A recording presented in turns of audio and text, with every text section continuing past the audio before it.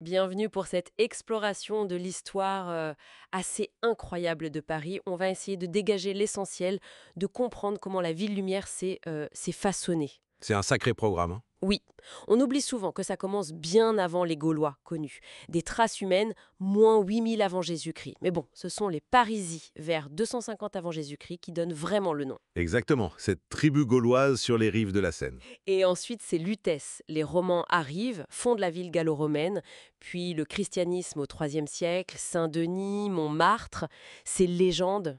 Tout à fait. Mais alors comment on passe de Lutèce à Paris? Ah, ça c'est intéressant. C'est après les invasions germaniques, fin du IIIe siècle. Les habitants, ils se réfugient sur l'île de la Cité.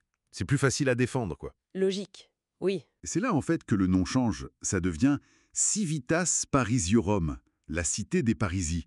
Et puis, Paris, tout simplement. D'accord. Et Clovis arrive ensuite. Voilà, Clovis Ier, roi des Francs, il en fait sa capitale en 508. Et là, le destin politique de Paris est scellé, si on veut. Et le Moyen-Âge. Waouh. Paris devient énorme, c'est ça? Ah oui, carrément le plus grande ville d'Europe. Un centre religieux majeur, commercial aussi. C'est l'époque où naît l'architecture gothique. Notre-Dame, bien sûr, dès 1163. Saint-Denis, avant ça. C'est ça, la basilique Saint-Denis, avec Sugère, et la Sainte-Chapelle de Saint-Louis. Et puis l'université, sur la rive gauche. Déjà cette organisation très claire. Absolument. La cité, c'est le roi. La rive gauche, c'est le savoir, les étudiants, les moines. Et la rive droite, le commerce, l'argent. Avec la fameuse anse parisienne des marchands d'eau. Une guilde puissante. Très puissante. Mais bon, le Moyen-Âge, c'est pas que ça. Il y a eu la peste noire, terrible. Et puis la guerre de Cent Ans. Avec l'occupation anglaise même, Bien sûr. entre 1420 et 1436. Exactement. Des périodes très sombres pour la ville. Ensuite, la Renaissance. Le roi revient à Paris. Oui, François Ier ramène la cour au XVIe siècle, Paris redevient un pôle intellectuel, capitale de l'imprimerie, le Collège de France.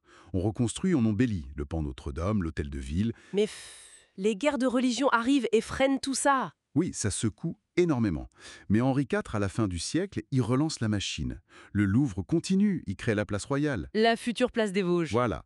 Puis sous Louis XIII, avec Richelieu, on a le palais cardinal, le futur palais royal. On aménage l'île Saint-Louis. Et Louis XIV, il part à Versailles. Mais il n'oublie pas Paris. Ah non, loin de là.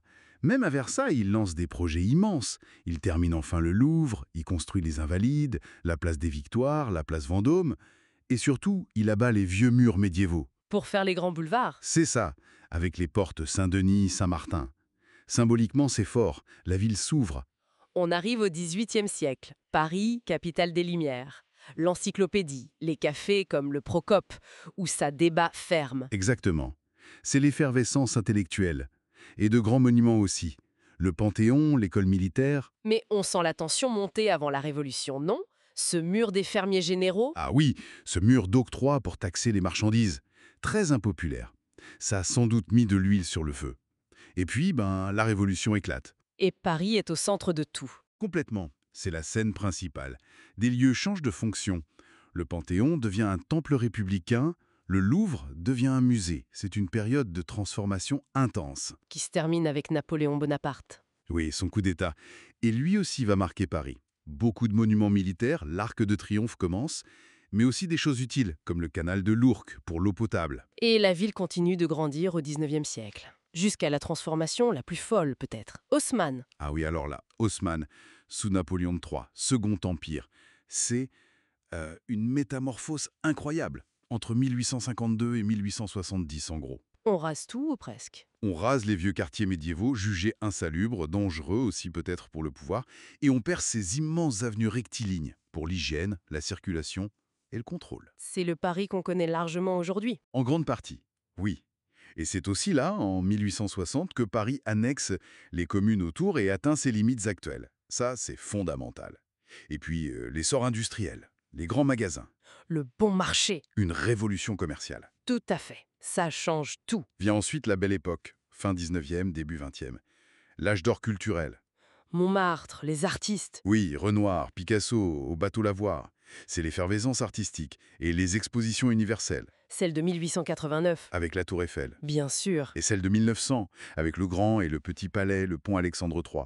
Le cinéma aussi, qui naît publiquement à Paris avec les Frères Lumière. Une période faste, mais qui arrive après des moments très durs. Exactement. Faut pas oublier la défaite de 1870 contre la Prusse, le siège terrible de Paris et surtout, la Commune de Paris en 1871. Une guerre civile, écrasée dans le sang pendant la Semaine sanglante. C'est une cicatrice profonde. Le Sacré-Cœur est construit juste après d'ailleurs. Oui, sur la butte Montmartre, lieu symbolique de la Commune, vu comme un acte de repentance nationale par certains. Le XXe siècle n'est pas en reste avec les 2 guerres mondiales. Non, hélas. La première guerre, les taxis de la Marne. La seconde, c'est l'occupation de 1940 à 44. Le rationnement, les rafles, mais aussi la résistance. Et enfin, la libération. Mais entre les 2 guerres, il y a eu les années folles. Ah oui, folie. Montparnasse prend le relais de Montmartre. Hemingway, Joséphine Baker, le surréalisme qui naît. Une période bouillonnante. Et après 1945, La reconstruction. Oui, et surtout, la crise du logement. C'est le développement massif des banlieues avec les grands ensembles, les HLN. On crée le quartier d'affaires de la Défense juste à côté. Et pour relier tout ça, le RER, le périphérique. Paris intramuros perd des habitants à ce moment-là? Oui, un déclin démographique, puis ça se stabilise. Et c'est aussi l'époque des grands projets présidentiels qui vont marquer le paysage. Pompidou, Orsay dans l'ancienne gare, le Grand Louvre avec la pyramide, l'Opéra Bastille, la Bibliothèque nationale. Voilà, chaque président veut laisser sa marque culturelle. Et on arrive au XXIe siècle, encore de nouveaux musées, Quai Branly, Fondation Louis Vuitton, la Philharmonie, mais aussi des défis plus sombres. Oui, les émeutes urbaines de 2005 qui ont marqué les banlieues, puis les attentats terroristes de 2015 qui ont frappé Paris au cœur. Et ce projet du Grand Paris, c'est la nouvelle étape. C'est l'idée, oui. Repenser la métropole dans son ensemble, Paris et sa banlieue, pour mieux l'intégrer, la moderniser. Ça touche au transport, au logement, à l'économie. C'est un chantier énorme pour le XXIe siècle. Finalement, de Lutèce à ce Grand Paris en projet, l'histoire de la ville, c'est une suite ininterrompue de métamorphoses, parfois douces, souvent radicales. C'est ça qui est passionnant.